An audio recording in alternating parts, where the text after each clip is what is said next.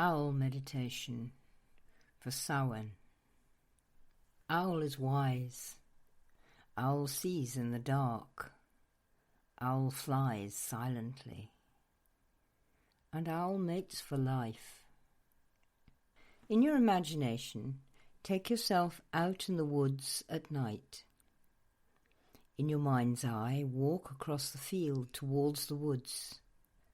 There's a gap in the hedge, an animal path. You see deer trods in the mud and the clawed shape of a badger paw and black and white hairs caught in the bramble. May I come in, you say? I'd like to spend some time in these woods. Now it's Samhain, and maybe meet the Lady of Winter. May I come in? At first, nothing answers you. You stand waiting, watching the mist crawl over the ground. The leaves rustle, but there isn't a breath of breeze, and the mist parts before your feet. Suddenly the air feels warmer. Thank you, you whisper, and step forwards. Enter the woods. It's new moon.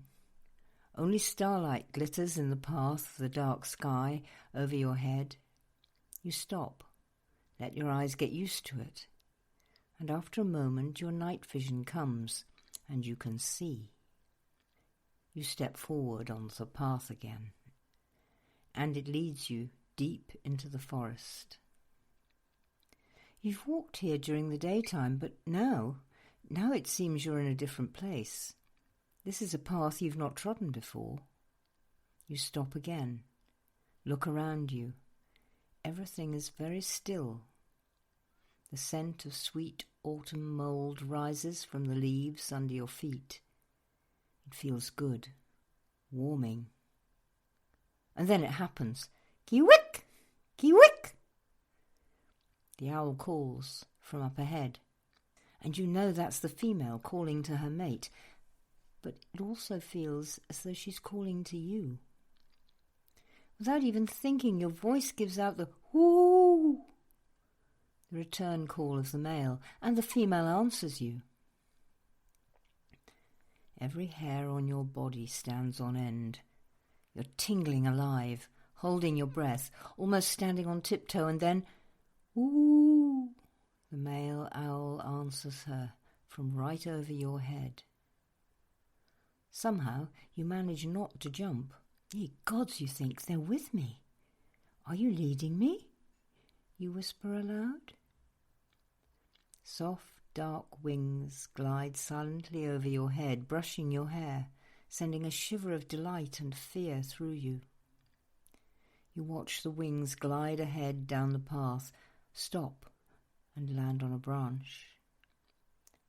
Tick, tick, tick. The owl chitters his beak at you. He's calling you on.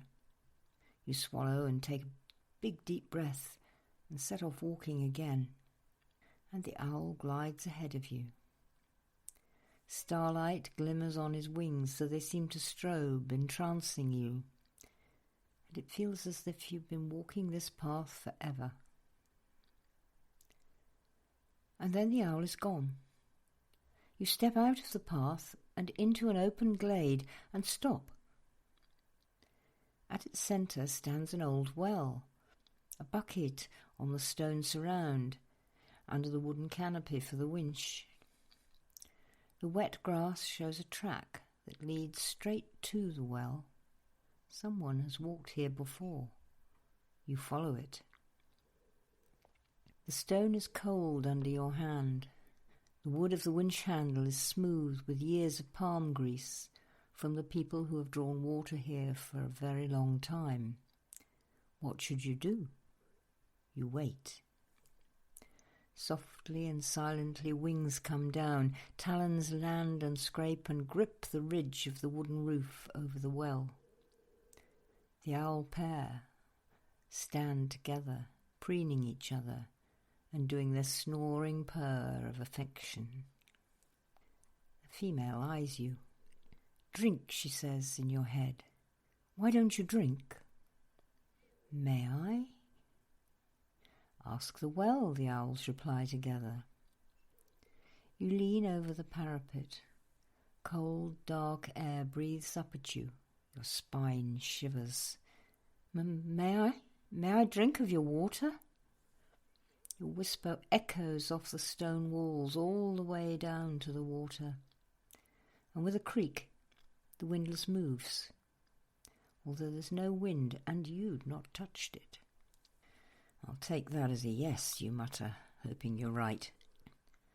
This place is powerful, so quiet, so still, so beautiful, but power oozes from every blade of grass.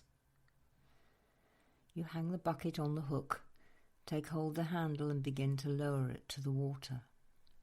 It's a long way down. And then, splash! You're there. You give it another quarter turn and then go round to the other side of the windlass and begin winding it up. With the bucket stood on the stone parapet, you'll dip your hand in and suck the cold water out of your palm.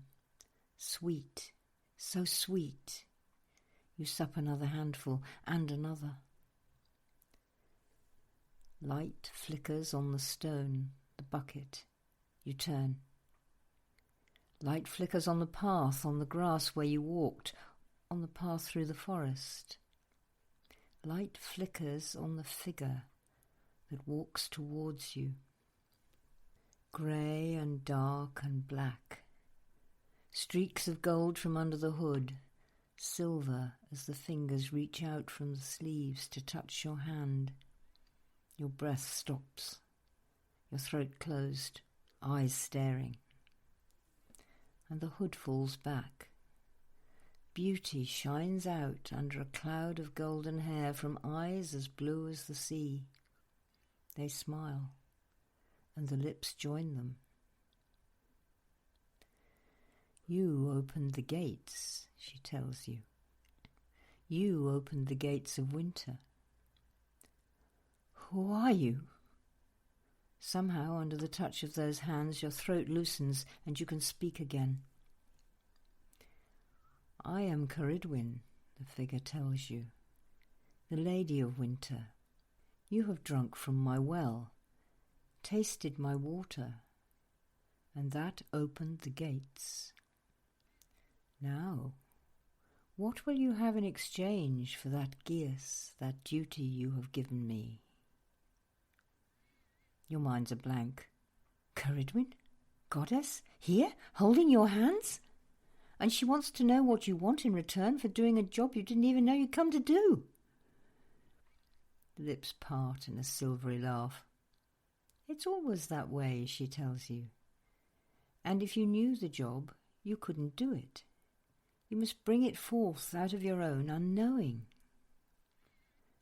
Thoroughly betwattled, you blink at her, like the owls on the windlass roof. What do you want? She asks again. What do I want? Money? Power? A new Ferrari? Idiot ideas course through your brain like startled hares, and your guts grumble and then take over. I want to be me, you hear yourself say. I want to be me. Ceridwen takes a handful of water from the bucket and sprinkles it over your head. Then do so, she says. Be you. Be your true self. Stand in your own power. If you can come to my well, all unknowing, and open the gates of winter, then you can certainly be yourself. The water flashes down over you like starlight, so bright it blinds you.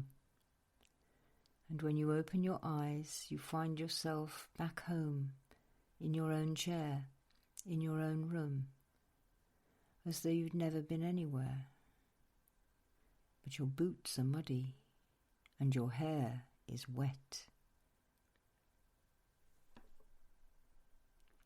That's my little story for this Samhain. And it is about being yourself. And it is about being able to stand in your own power. And it is, as Ceridwen tells us, about doing things without knowing what you're doing, without even knowing where you're going, certainly without knowing what's happening. It's trusting in your deep inner self, your soul fire, and trusting in Mother Earth that she will hold you. For Ceridwen's part of that. We're not alone in this world, and human beings don't need to be alone either. All we need is to reconnect to our inner soul fire and to the lovely natural world all around us. And then we trust. We can walk forward. We can go where we need to go and stand in our own power. Well, that's it for this time. And I hope you're all having a really great Samhain, a really great Halloween, and lots of festivals, and lots of feasts, and lots of pumpkin, and all the things you love. So I'll see you again next time. Bye for now.